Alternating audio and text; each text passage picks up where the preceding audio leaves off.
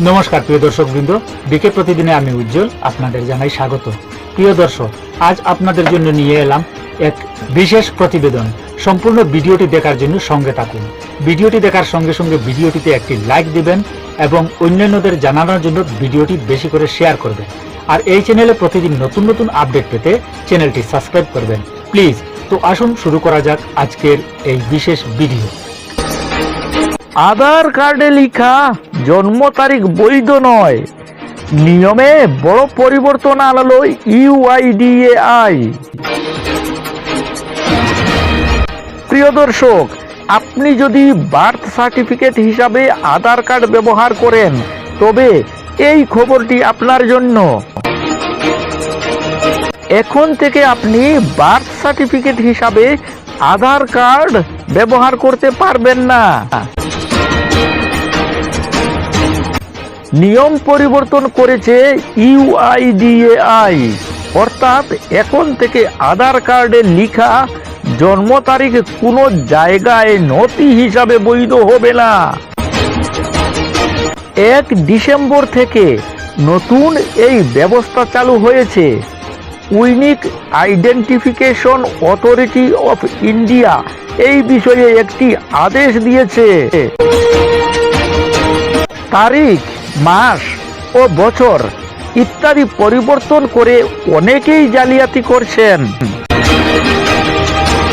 আর এই জালিয়াতি ঠেকাতেই নতুন পদক্ষেপ নেওয়া হয়েছে। নতুন তৈরি হওয়া আধার কার্ডে জন্মস্থান হিসাবে ব্যবহার করা উচিত নয়, এমন তথ্য আধার কার্ডে চিহ্নিত করা হয়েছে। নতুন আধার কার্ড ডাউনলোড করার সময় এই সম্পর্কিত তথ্য লেখা থাকবে বলে জানানো হয়েছে। অর্থাৎ নতুন ব্যবস্থার পরে আপনাকে আধার কার্ডের সঙ্গেই বার্থ সার্টিফিকেটও প্রয়োজন পড়বে। আধার প্রকল্পের ডেপুটি ডিরেক্টর রাকেশ বার্মা জানিয়েছেন, নতুন নিয়মের ফলে স্কুল কলেজে ভর্তি হোক বা পাসপোর্ট তৈরি হোক, আধার কার্ড সর্বত্র পরিচয়পত্র হিসাবে ব্যবহার করা হবে। জন্ম তারিখ যাচাইয়ের জন্য বার্থ সার্টিফিকেট জমা দিতে হবে। কেন এই নতুন নিয়ম? বারবার আধার কার্ডে জন্ম তারিখ ও নাম পরিবর্তন করে pension scheme, admission, sports competition সহ বিভিন্ন প্রকল্পের সুবিধা নিচ্ছে মানুষ। যদিও ইউআইডিএআই এর তরফে একাধিকবার কড়া ব্যবস্থা নেওয়া হয়েছিল, কিন্তু তা কাজে আসেনি, তাই এমন সিদ্ধান্ত নেওয়া হয়েছে। এখানে উল্লেখ্য, 2009 সালে আধার কার্ড প্রকল্পের কাজ শুরু হয়।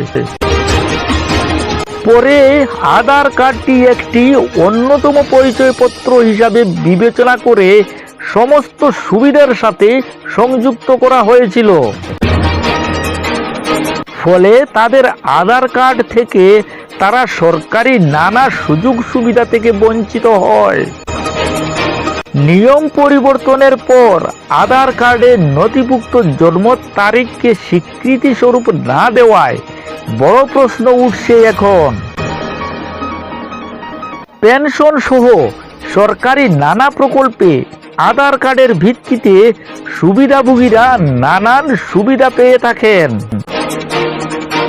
অনেকেই আছেন হয়তো তাদের জন্ম সার্টিফিকেট নেই, সেক্ষেত্রে তারা বিরাট সমস্যায় পড়তে পারেন বলে মনে করা হচ্ছে। তো প্রিয় দর্শকবৃন্দ, আজকের এই বিশেষ প্রতিবেদন আপনার কেমন লাগলো কমেন্ট করে নিশ্চয়ই জানাবেন। আর ভিডিওটি দেখার সঙ্গে সঙ্গে ভিডিওটিতে একটি লাইক দিবেন এবং অন্যান্যদের জানানোর জন্য ভিডিওটি বেশি করে শেয়ার করবেন প্লিজ। আর এই চ্যানেলে প্রতিদিন নতুন নতুন আপডেট পেতে চ্যানেলটি সাবস্ক্রাইব করুন প্লিজ। আজকের মতো এখানেই শেষ করছি। আবারও এক নতুন আপডেট নিয়ে আপনাদের কাছে আসব। ততক্ষণ পর্যন্ত ভালো থাকুন, সুস্থ থাকুন। নমস্কার।